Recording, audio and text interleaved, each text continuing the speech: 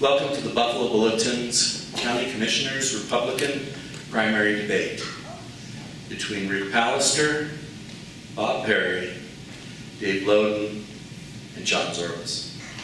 My name is Rob Hicks. I'm the publisher of the Buffalo Bulletin. I will be moderating tonight's debate. During tonight's debate, please hold your applause until the end of the evening to allow each candidate to answer without interruption. I would also ask that you please turn off your mobile phones and refrain from taking pictures during the debate. The format of tonight's debate, each candidate will be asked a question and given 2 minutes to answer, followed by a 1-minute response from their opponents, and finally a 1-minute rebuttal. Good evening. I'm Rick Pallister. Thanks to the Buffalo Bulletin for this opportunity to speak to you this evening. After graduating from college, I was employed by the Game and Fish Department. In 1978, I began working in Powder River country. And in 1982, earned the Buffalo Game Warden position, staying in that posting till 2006. This work and my subsequent employment enabled me to visit nearly every nook and cranny, road and ridge in the county, and to meet and work with the wonderful people so closely tied to the land. Ranchers, oil and gas workers, coal and uranium miners, state and federal agencies, the law enforcement community, and many, many outdoor enthusiasts and the businesses built around that. Each and every one of the positions that I held required me to craft a budget and to live within it. That takes careful planning, discipline, and the courage to say no, even to yourself. I've made strong relationships with these groups of people that I've worked with and maintain those relationships today. I've successfully worked with legislators, commissioners from this and other counties, and many business and conservation groups and landowners right across Wyoming.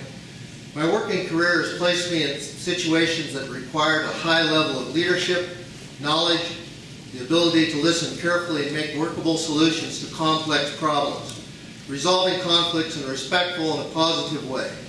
My career and training enabled me to help folks consider and untangle those conflicts. My commitment to this position is total. I believe in writing for the brand and expect to totally focus on the needs of Johnson County and its citizens. To that end, if elected, I will resign my current position and make the county commissioner job my full-time job. Thank you. My name is Bob Perry. A little bit about me. During my high school years, my mother and father started a service station in KC, Wyoming, where I worked throughout my high school years. In 1969, I was drafted into the Army and was an aircraft mechanic. Upon graduating from aircraft maintenance school, I went directly to Vietnam, spending 27 months as a crew chief on a Huey helicopter. I came back to the States and met my wife, Sandy, to whom I've been married for 44 years. We have 2 daughters and 2 daughters, 2 son-in-laws, and 6 grand-sons.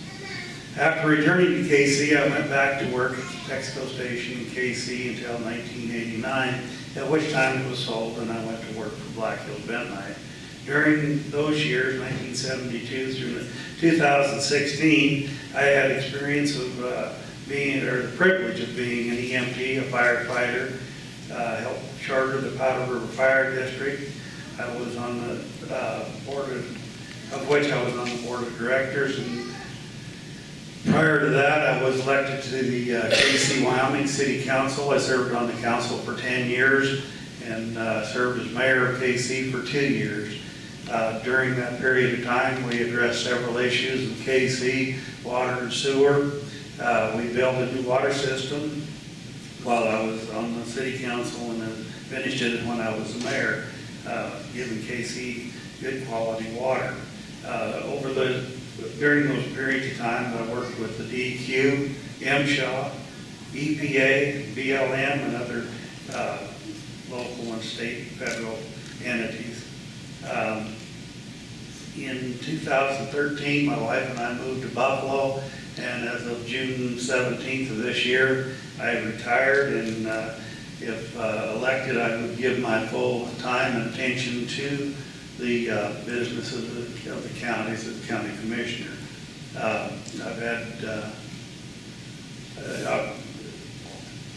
Looks like we're out of time. Thank you. Thank you. Good evening, I am Dave Loden, and I do want to be your next county commissioner.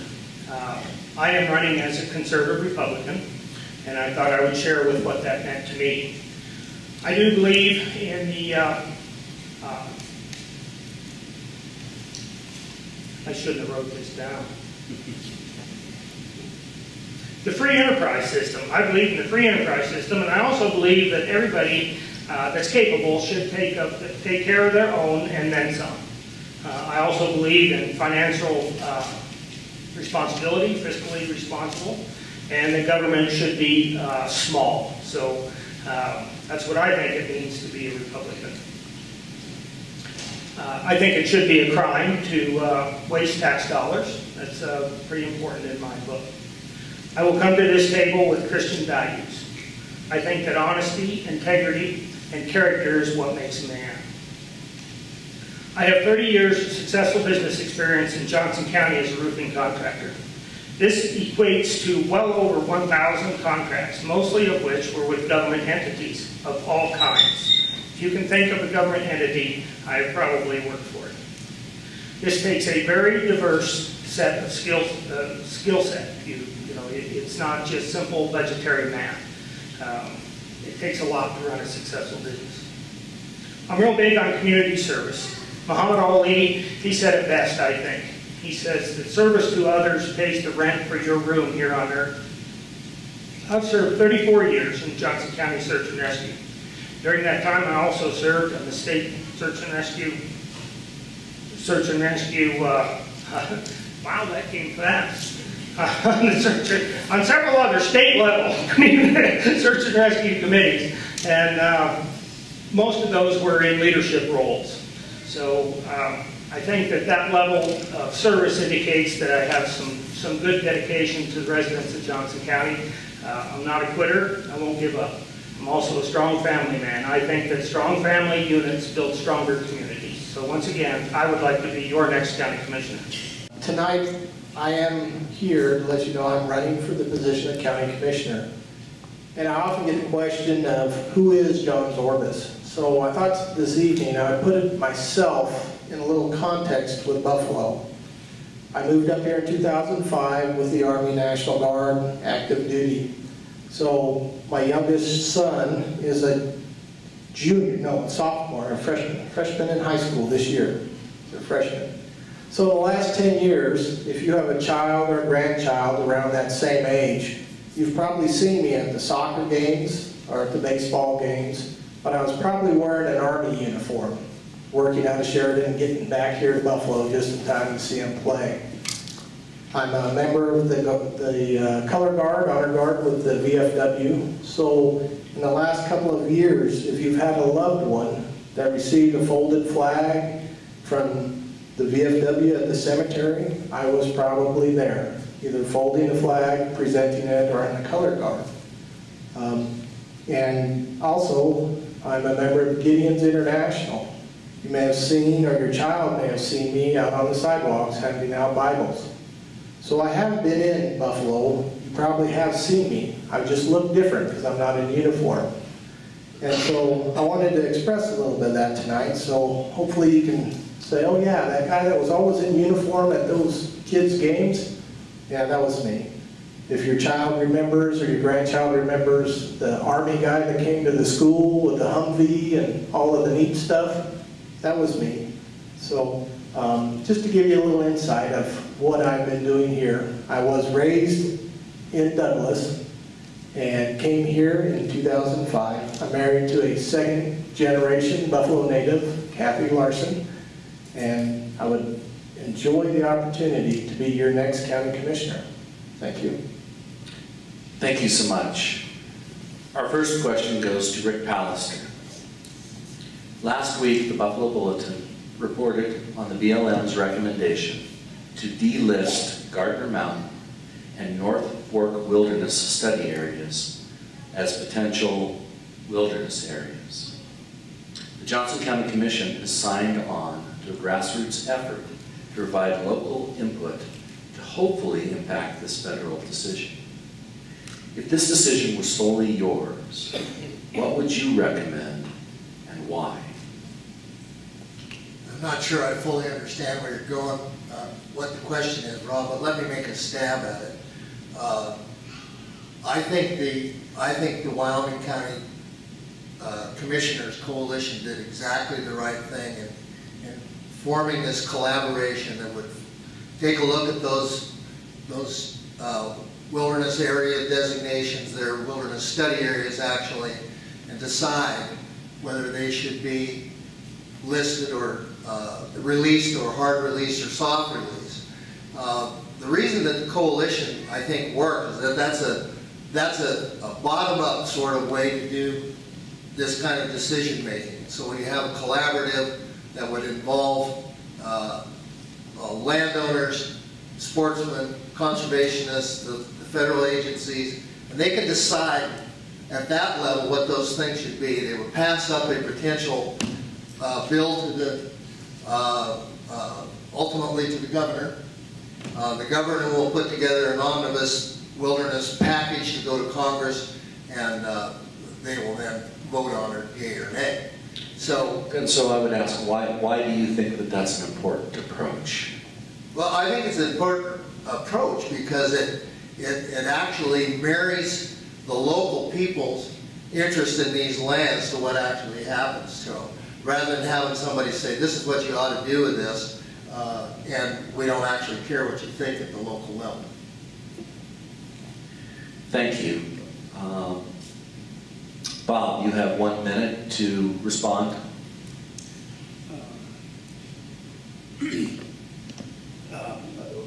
I guess that I'm not quite understanding the question either, but my position on wilderness study areas, especially the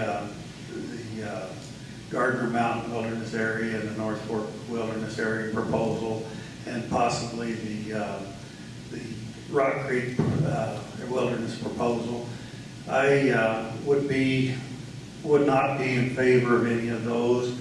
I'm not sure about the fortification one. I'm not familiar with that area, but I would definitely be opposed to putting any more restrictions on these federal lands. I believe in federal lands, but I believe in multiple use federal lands. And if you make wilderness areas out of them, you've actually taken them off the table for any other type of uses. Dave? Well, I do think this is a very important topic. I also think it's important to point out that the winner of this election will have a seat on that table and a vote. And as a commissioner, you can or can't go with your constituents. I can tell you two things. My first priority will be to go with the constituents. I will not cram anything down anybody's throat. If I think that the majority of the Johnson County residents do not want the wilderness, I will not vote for it in any way. And that is my personal feeling also. But the constituents are going to be my priority. But the important thing is that the commissioner is going to have a seat at that table and vote. Thank you. John? Yeah, thank you. As far as the wilderness study areas, my personal feelings would be to accept the recommendations to delist them. Because right now, as reported in the paper, those areas are actually very hard for the public to access right now. And that in itself would help protect those areas from encroachment and overuse. So, but again, as Dave says, it is up to the people. And by having a seat on that commission, we, the commissioners, can express the people's desire to the Forest Service and hopefully go in that direction. But me personally, I would approve of delisting those areas, study areas. Thank you. Rick, you have 1 minute to respond. Well, we're not very far off on the way we're thinking about this. I think it's really up to the people to make this decision, and we don't very often get a chance to make this kind of a collaborative decision on how public land works for us or doesn't work for us. I am totally okay with listing them, releasing them, whatever the people of the county and the people on those boards come up with. Thank you. Bob, you've said that the road between Buffalo and KC should go both ways. Do you believe KC has been treated fairly by the County Commission in the past 4 years? And why? First part. Second, if elected, how will you bridge the gap between KC and Buffalo? I believe the county commissioners have been relatively fair with the both ends of the county. I think that the Girard Park is a good example of things that the county has done for the southern end of the county. And I really don't think that I've got a real bone to pick with the commissioners on how things have gone, but I do think that I could be an excellent collaborator or a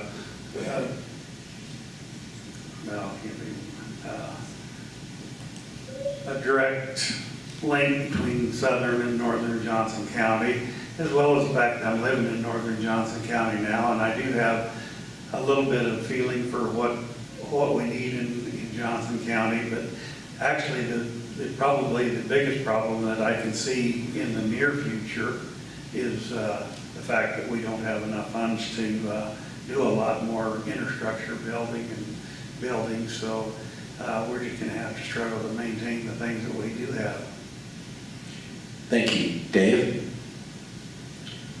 Well, I think that line used to exist. It used to exist for real reasons, but I think our recent county commissioners have been working on that pretty hard. I think that line is diminishing. And in fact, I feel that if we quit talking about it, it might already be gone. And I think as a county commissioner, it's our jobs to service all of the Johnson County residents, not just ones in Northern County. So, you know, I think that that's just it. If we quit talking about it, it'll be gone, and whoever gets the office hopefully will take care of those folks with as much respect as they will the folks up here. Thank you, Dave. John? Thank you. I do believe that there probably is some natural us versus them.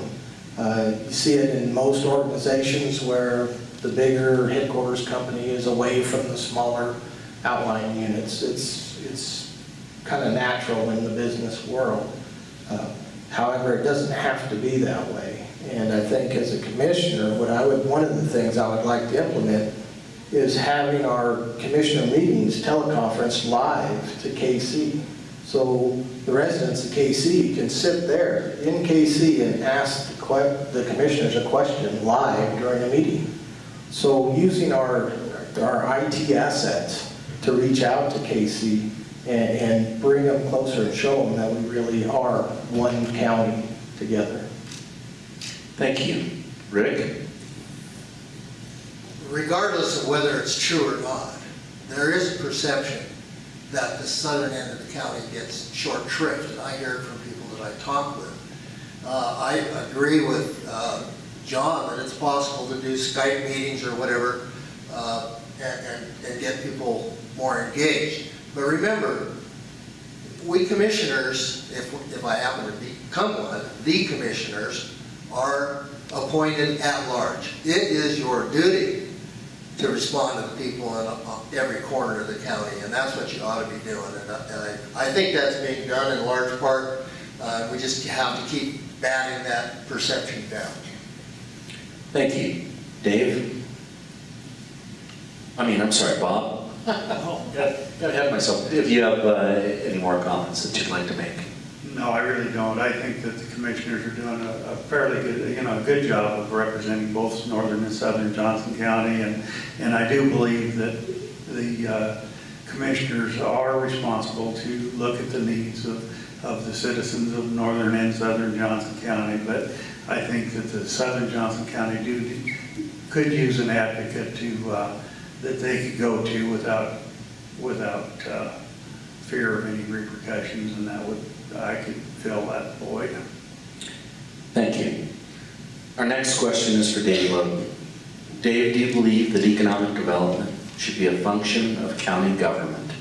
If so, how? And if not, why?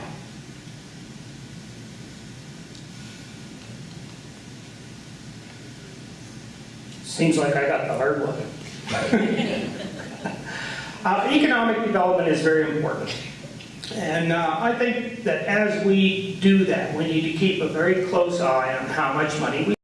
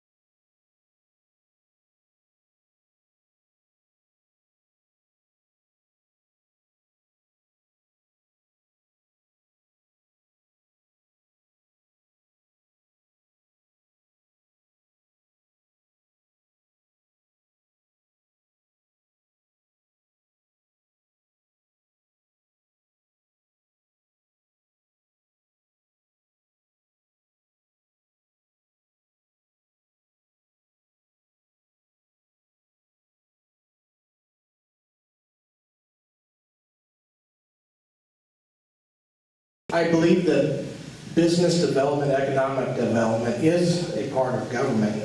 However, again, spending the money on it is the question. And what I would do as a county commissioner is I would put metrics in place, actual metrics that's tied to the money that we're giving to the entities who are recruiting businesses and trying to help our current businesses. I recently spoke to a couple businesses that are closing their doors. And none of the entities that support our business or purport to support businesses or draw in new businesses have talked to them. So as a commissioner, I would tie metrics to those monies so that when that comes up for more money, they have the metrics, the reporting, the accountability to the people and to the commissioners for what they're spending that money. Thank you. Rick? Well, mostly I think the free enterprise system ought to prevail, and that businesses succeed or fail on their merits. But where I think the county government and other governments can help out is making sure that we have the appropriate infrastructure so that when companies want to come here, they know that they've got the right end-stage communications ability, and they've got a place for a business to actually erect itself and that sort of thing, and that there aren't some onerous regulations that keep them from doing business in an appropriate place. Thank you. Bob? Yes, I believe that the county needs to be business friendly. I think that business should succeed and fail on their own merits. I don't think that the county government has any business trying to bail somebody out or trying to bring somebody in by making things, buildings and facilities for them. It seems like most of the time that the government gets involved in business, seems like it has a tendency to fail. I think that the Wyoming Economic Development Commission probably has a better track record of spending money and actually keeping business in Wyoming, worse than the record of the private industry funding their own. So I think that the infrastructure and the facilities and the county needs to be business friendly, but I don't think that we ought to put a lot of money into it. Thank you. Dave, final word. Well, I think we should be touting, our business-friendly environment that we have to begin with. Wyoming has a way better tax structure than a lot of the surrounding states, and even some that are further removed than just the surrounding state. So putting a little effort into that and less county dollars into it might be a good idea if we can steer those folks into taking that instead of free water taps or cheap rent on buildings or something that is putting county business in competition with private business. We got a little of that goes on with economic development also. Thank you. John, the federal government owns 31% of the land in Johnson County. Much of this land is controlled by the Bureau of Land Management and is open for hunting, ranching, recreating, logging, mining, and drilling. In 2015, the Wyoming legislature approved $75,000 to study which, if any, federal lands could be transferred to Wyoming. In addition, the Republican National Party said that, as part of their platform, that all of those lands should be transferred to the state of Wyoming. How would you like to see the state legislature proceed with respect to public lands, and what potential impacts do you foresee for the citizens of Johnson County? When it comes to public lands, they are just that. They belong to the public. And I would support the transfer of those lands to Wyoming. However, I believe there should be some safeguards so that as those lands get transferred to the control of Wyoming, that they don't become prized possessions of a select few, so that there doesn't become a Wyoming government entity that becomes a land baron, and people can access those lands as equally then as they do now. So that there's not more restrictions on them. But I do believe in public access to public lands, and that as Wyoming, if we control our own lands, and hopefully that comes with the mineral rights too, we can then keep more of our own money, our own economic money and minerals monies, rather than sending it to the federal government only to let them give it back to us. What impacts do you see from the state taking over those lands? Probably the biggest impact I would see would be a negative impact in that when it goes into the Wyoming State Land Board, that restrictions get put on it that aren't currently on there. And so, to use an old phrase, we don't want the good old boys controlling all the public land after that fact. Thank you. Rick? I hope that the $75,000 that the legislature has already committed to this task is the last dollar they put into it. I think that it's a totally unworkable situation that these federal lands would pass into state lands. I don't believe the state of Wyoming has the resources to manage those lands appropriately. And to John's point, about minerals, the federal government is never going to give up its mineral rights. And then understand that the state of Wyoming, State Land Board, and the State Land Board of Lands and Investments operate in an entirely different way. And their mission is to raise money for schools. Sometimes those lands get sold, and that's worrisome to me. And I don't think the rest of the citizens in the United States will allow it. Thank you. Bob? I have reservations of thinking that the state probably will get the lands away from the federal government. I would like to see this lands under the control of the state of Wyoming. I don't believe that the federal government is doing a real great job of administering and protecting the lands of Wyoming. I don't think that they've done any better than the State Land Board has at this point. I think it'd take a lot more people on the state side of things, but I don't think it's a job that we couldn't do. And actually, the federal lands were originally doled out by the Taylor Grazing Act, and I think prior to the BLM, the Taylor Grazing Act was supposed to turn the lands over to the state of Wyoming. Thank you. Dave? Well, the question doesn't give us any information on what control goes with that, so it's kind of hard to get a grasp on, whether we would have more or less access. But I think that, the federal government does spend a fair amount of money managing those lands through the BLM. And in addition to that, they give us our payment in lieu of taxes because that we have that on our area. So we're going to lose money in two directions. So does the state have the money to manage that land as BLM does? And can we do without those built taxes? So So I'm going to say that it would probably economically not be feasible to transfer that trail of land to the state. Thank you. Final word, John.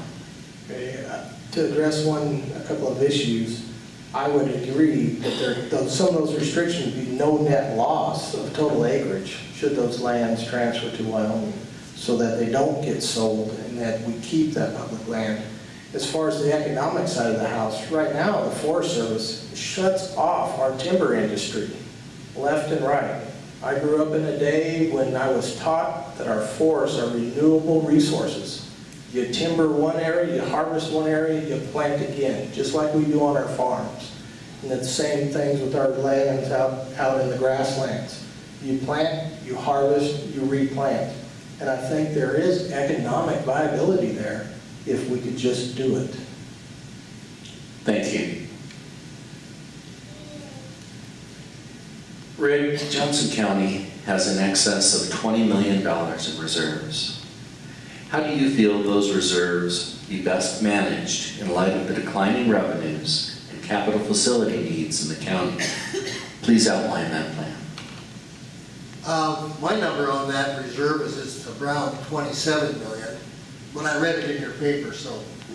I think it's probably accurate. That's about twice our county's annual operating budget.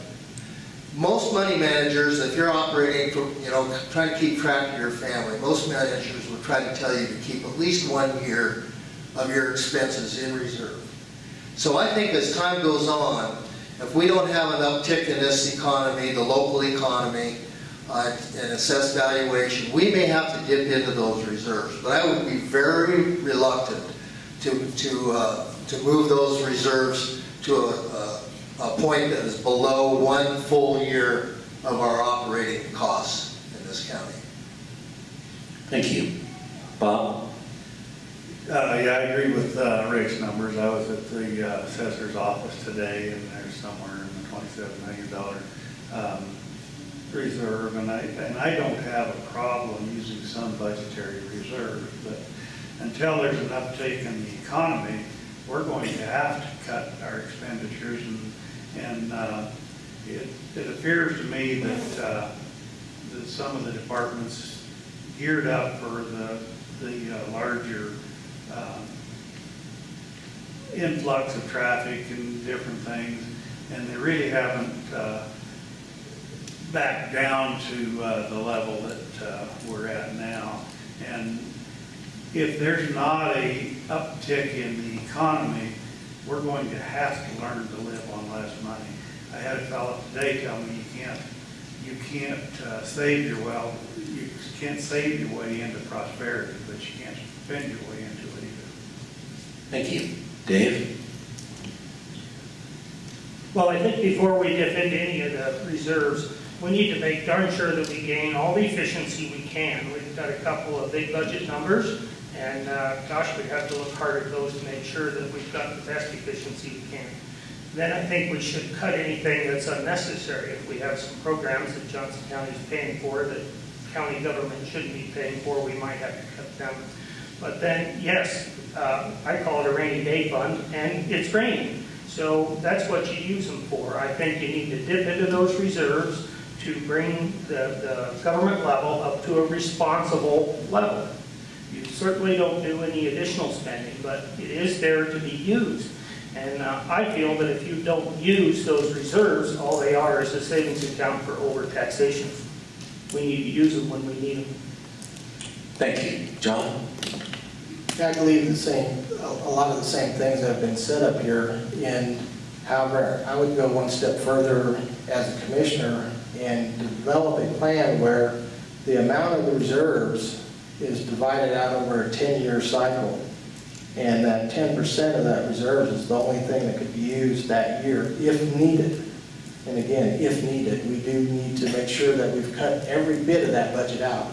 But by planning ahead for 10 years, every historical cycle, boom and bust cycle, we've totally recovered after 10 years. So that would at least give us a financial planning mark on the wall where if we just say, okay, well, next year we need some more money, we may run out sooner than we actually need. So I believe in developing that plan, that spending plan. We may not use it, but at least have it. Thank you. Final word, Rick. Well, Bob said something that I really agree with, and that is that we got feeling pretty flush especially during this coal methane boom, and we geared up to take care of some of the needs that the county had.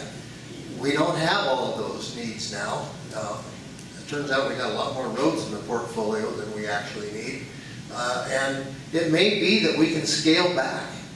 People drive by the county shop and they see millions of dollars of rolling stock sitting there not working. Well, just because it's not working doesn't mean it's spoiling.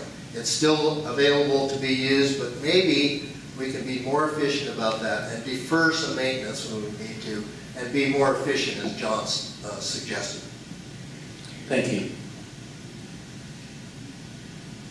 Bob, county valuations and sales taxes have plummeted in recent years, and there's some concern that we have not yet seen the bottom. As this directly impacts county government revenues, are you presently comfortable with the departmental, county, and special district expenditures? If no, explain where you would make cuts, and if you are, how would you balance the budgets in light of this? Well, special districts are another kind of an animal. They may be overseen by the county commissioners, but and there's several different ways that they are administered, and I don't know how much impact the commissioners can have on a special district. The fire district is able to levy up to 3 mills, as well as the conservation district, I think, can levy 1 mill. But the problem is that you can approve their budget or disapprove their budget, but you really can't tell them how they're going to spend that money at this point. So I don't think that the commissioners probably are going to have a lot of oversight at this point over what the special district expenditures are. I think that probably now that the cemetery board has taken the commissioners to task on that, maybe we'll find out, we'll get a little bit more insight on what we can do and what we can't do.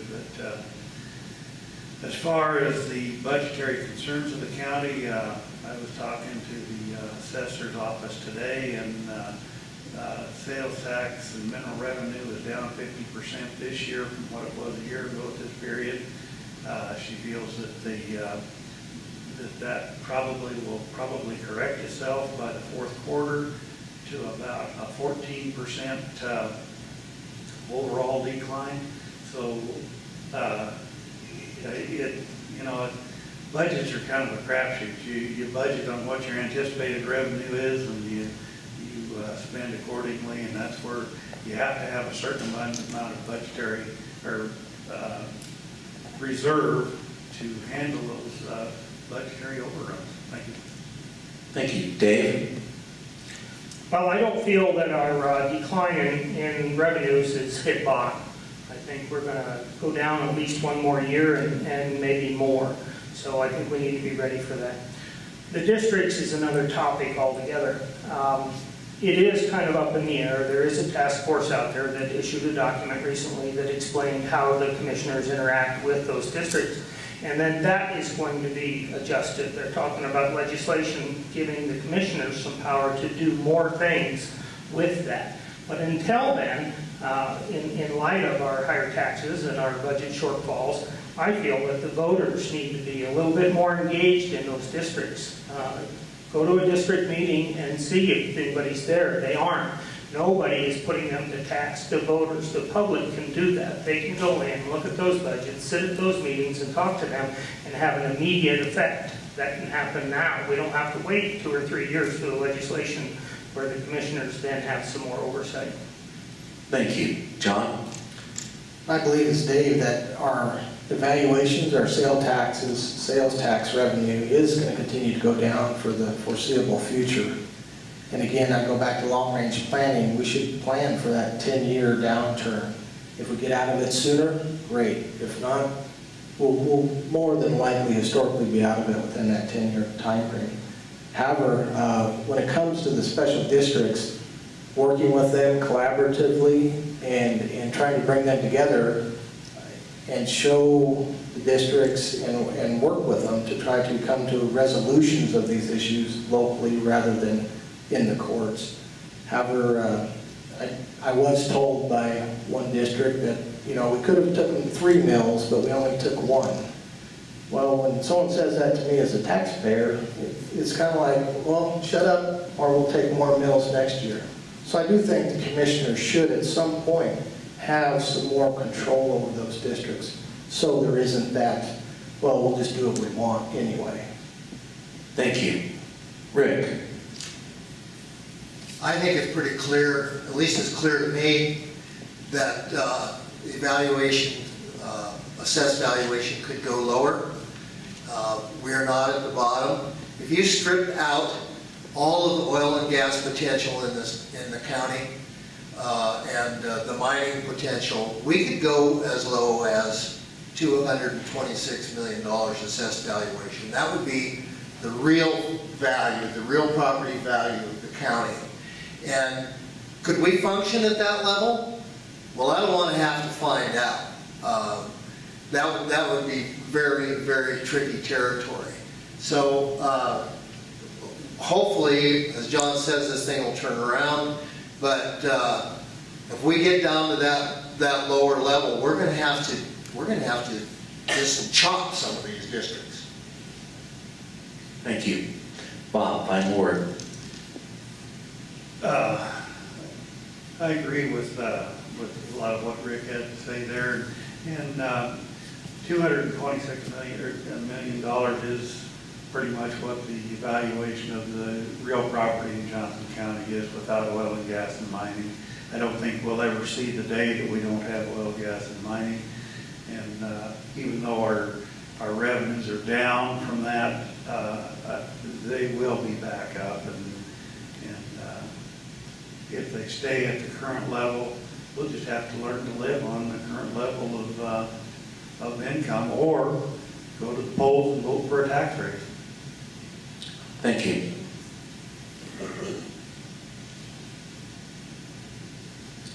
Dave, county government consists of over 15 separate departments, some of which have department heads directly elected by the people of Johnson County. How would you most effectively manage those departments to ensure taxpayers receive the best government? Please speak specifically about departments with elected officials as the head. Well, I think that the county commissioners just have to work real hard with those. I guess maybe I should say collaborate with all of those guys. You know, the system's supposed to be set up where the 2 elected officials don't have to butt heads too awful much. And so it's very difficult in a place where there is an elected official, such as the sheriff and the coroner. You know, those are all required essential services, and it's really hard to just cut their budget and make them live with it. That's dangerous ground, and the commissioners don't like to do that. So again, I think the voters can be engaged and work with them, because you can vote them back out. You know, I sit around, I keep saying that, but I think it's real important. I've been to a lot of the county commissioners meetings lately, and the public's not there. You go to the district meetings, the public's not there, and the public and the voters have control over that immediately, just like they do this election. So that can put some pressure on those elected officials. But to expect the county commissioners to, especially to start cutting those budgets low enough down to those valuations that we've been talking about tonight, boy, that's hard to do. They're going to be hard pressed to do that.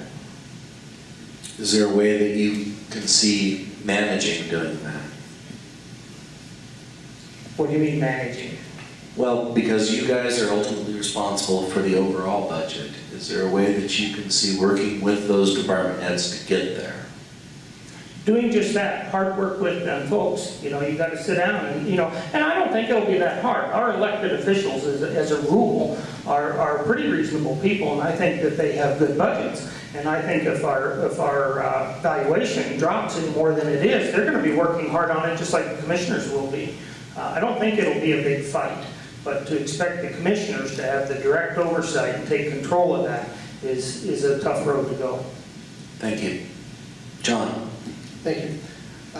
In 2006, I was assigned as the military liaison to the Emergency Management Committee here in Johnson County and worked there until my retirement last year. So within that committee, we had all of those elected, but department heads, the sheriff, the police chief, so I saw that opportunity and got a chance over the last 10 years to work with all of those department heads within that committee. And the growth of that committee and being able to work together with our Homeland Security monies and expand those and get the things that were needed has really grown over the last 10 years. And an example of that is last year when we had the floods. Working together, those department heads saw that the Emergency Management Committee was functioning and it did do a good job, and we were able to get money for our citizens. So that was a good success for us. So I think building on success is the way to work with those department heads. Thank you. Rick? I agree with John. Trust is built on respect and a great track record. If you can work through these problems together as a team, get someplace positive, then that gives you something to draw on, a well to go to, if you will, in the future. And doing top-down squalling from the commissioner's office to these, particularly to these elected offices, is not effective. You need to find the common ground and work on those things together. Thank you. Bob? Yes, I believe that a little common sense, a little bit of cooperation between the commissioners and the special districts, and not only the special districts, the elected officials. I think that most of these people, or probably all of them, are reasonable people, and I think if you try to work with them rather than demand that they cut their budget, go in and explain the situation, we just don't have money, and I think that with just a little bit of effort on everybody's part, we can cut 10% out of it any given year. Thank you. Dave, final word. Yeah, I think the key is just working close with those people. Most of our elected officials are reasonable people, and I think they'll continue to be. And just work with them, show them the numbers, and see why. It doesn't have to be a fight over whose budget, this budget, that budget. Everybody sees the valuation, everybody sees the number, and there you have it. This is what we got to deal with. And then, of course, you answer your reserves issue, but I think most of the elected officials in Johnson County will work hard together and do what they can to get those budgets down. Thank you.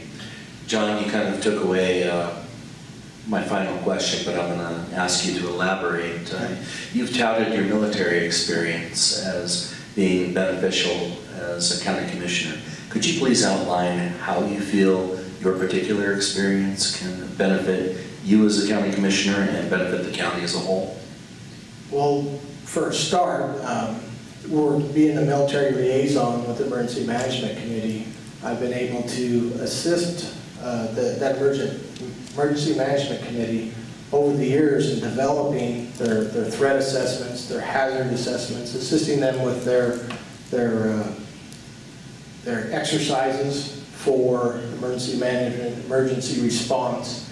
And a lot of that assistance, that subject matter expert on how to do things in a tactical environment, I brought to the table.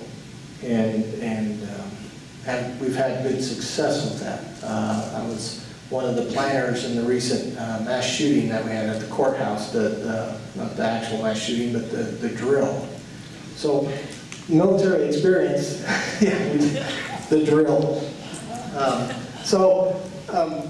In areas like that, and then again in leadership, being able to talk to diverse groups of people, both your seniors and your subordinates, I spent 33 decades learning how to do that and learning to be effective within a large organization. And that's what our Johnson County government is. It's a large government organization, and they have a lot of the same family infighting and a lot of the same family backslapping. So we can get along well. It's just a matter of talking with each other. I think the schools, leadership schools, the communication schools, all of that has prepared me very well to work within that big organization. Thank you. Rick, could you speak to some of the skills that you have, that you feel that you could add to the county and that would benefit the county? Well, first I'd like to thank these guys for their military service. That's an awesome thing that they did for us. I carried badge and a gun for a long time, and I got in and out of conflict situations without getting hurt or actually having to use my gun in 28 years, and I thought that was credit to my verbal judo skills, I think.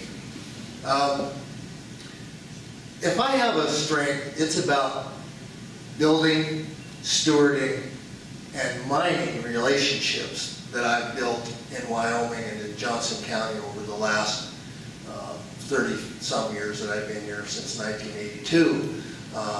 I keep track of those relationships. They're business relationships, they're friendships, sometimes they're conflict relationships. There's folks that I've put in jail that came up to me in the last couple of days and said they were going to vote for me anyway. So I think it speaks to my ability to get through some tough conflicts. Thank you. Bob, same question. Well, it's a kind of a tough question, but I can work with the people within Johnson County. I've got a lot of business associates and acquaintances that I've maintained throughout my business career. I've learned to work through conflicts. I have some military experience, but it hasn't been the same as John's. I think that overall I can come to the table with a good, solid understanding and a reasonable approach to just about any situation and circumstance that may arise. Thank you. Thank you. Dave? Well, I think there's a lot of difference between authority and leadership. People with authoritative positions, the people working under them, have very few choices. So it's pretty easy to have an authoritative position. Whereas I think a leadership position is a lot different. Private business is a lot to do with that. Customers. You get a customer that comes in the door, if they don't like what you're saying, they don't like what you're selling, they don't like your price, they have choices. They just go next door. So it's a different level of negotiations. You're dealing with people that have choices. And leadership skills, they just are way different. And if you want to test your leadership skills, you should do it in the world of volunteering. Boy, that's a place that will put it to the test. All of those people are there volunteering, giving up their own time, their own money, their own everything. And if they don't have good leadership and they don't like what's going on, they're going to choose to go somewhere else also. So I feel I have a lot of leadership qualities and skills that have been tested. Thank you. John, final word. My last duty station, I was a military planner, and during that time we went through sequestration, and that is, we lost a lot of our budget, much like the way Johnson County is right now. So learning how to do that more with less, and when it comes to that, our soldiers, every one of our soldiers that we dealt with during that time and to today are volunteers. And as Guard soldiers, they have a lot of options our active duty component doesn't have. And like Dave says, if you don't treat your volunteers nice, they will go somewhere else. And it does take good, strong leadership with goals, with metrics, with ideas. So I am an out-of-the-box thinker. I had to be, to keep those soldiers in the box, training, and coming home safe. So I think that can help Johnson County. Thank you. I'd like to close with just a quick comment that all of us up here are a product of our experiences. And it's from these experiences we draw our strengths. As I look back across my life, our country asked if there was any volunteers to defend her. And I raised my hand because I was willing.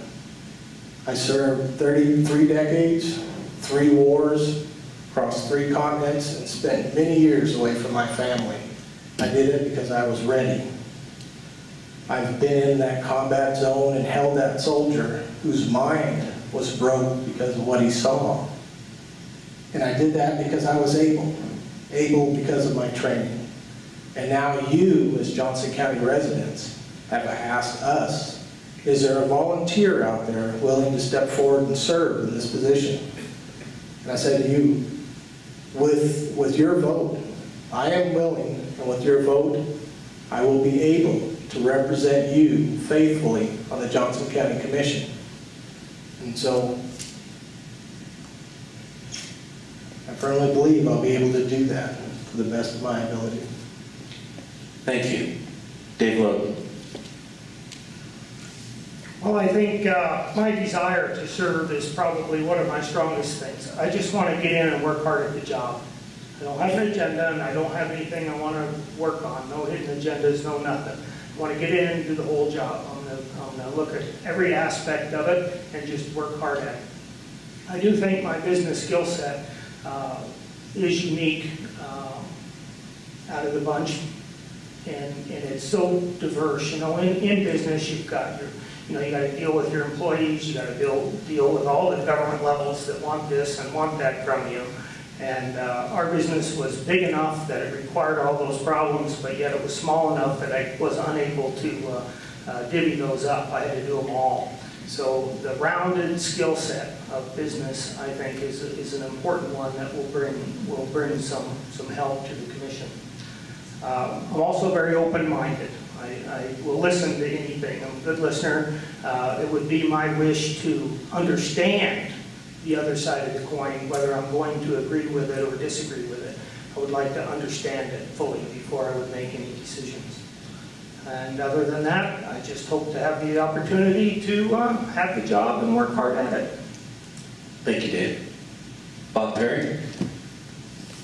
I think that I can be a good advocate for the citizens of Johnson County. I come with a pretty diverse background. I've been in the military, I've been in private business, I've worked for large businesses, I've handled large budgets and small budgets. I've worked with, as far as serving the public, I've been on the city council in KC for 10 years. I was a mayor for 2 years. I served on the Johnson County Fire Department from 1972 through 2013 in KC, when there was only 2 of us back in 72 that actually took the fire trucks every time they called. I served on the board of directors of the Powder River Fire District for 16 years as the treasurer. And during that period of time, we started the new fire district. We had 1 civilian truck and 7 Army trucks, of which most of them were broke down. At this time, Casey's got a barn full of relatively new fire equipment. They've got a budgetary reserve, something over $1 million that they've got in a fire suppression account, just waiting for the day when they have a big fire that they don't have the funds, or the state doesn't have the funds to put it out. At least they've got money to go to address this situation. I think that I'm fairly open-minded, but I'm certainly not a pushover when people come to me and ask for more money for different things. And I can work with just about anybody, but I can draw a hard line. Thank you. Thank you. Rick Pallister. You know, running for this office has been a real adventure. Certainly Johnson County faces some tougher times. It's very clear that the next few years will be lean ones because of the diminishing assessed valuation. A little over $510 million today, it's possible that it could slide even lower. Will Johnson County survive? Well, of course, we'll survive. But we will feel pinched, and we will need to closely examine every budget from every district in operation. This should be done with transparency, respect, and above all, teamwork.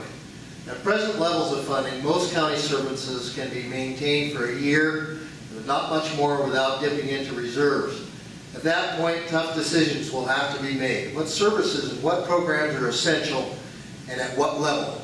Those decisions should be made after getting the most input possible from the citizens of the county. We're appropriately focused on the budget, but there's a lot more work than that on the commissioner's plates. That includes coordinating with all the boards and districts, the city and towns, and doing the daily business of the county. There are issues that have a regional or statewide impact, such as the Wyoming Public Lands Initiative, roadless area review process. We should be thinking about the supply side of this funding equation as well. I think there are ways to have diversity and strengthen the business climate here in Johnson County, and we should think how we can support that as a county. We're blessed with the Bighorn Mountains and a vibrant agricultural community, which are part of the bedrock foundation of this county. They will continue to be here for us, and we'll be there for them.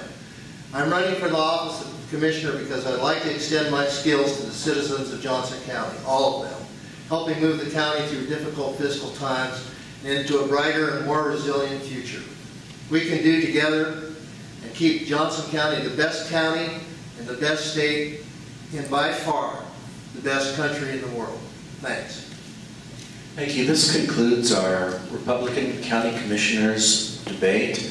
I want to thank all of the candidates, not only for coming here tonight to talk to the public, but also for volunteering to run. It takes a lot of courage to do that, and we really appreciate it. Thank you.